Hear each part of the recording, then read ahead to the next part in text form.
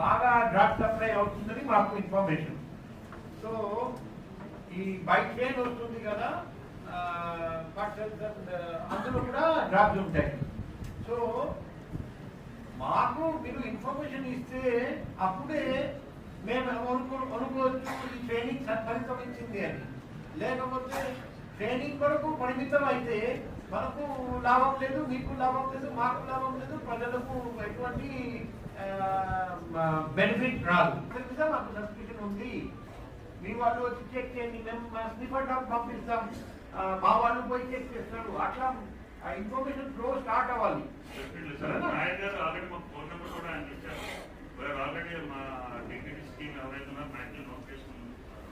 ఏ information ఉన్నా మేము ఇమీడియట్గా అప్డేట్ ఇస్తాం. నేను ఆయన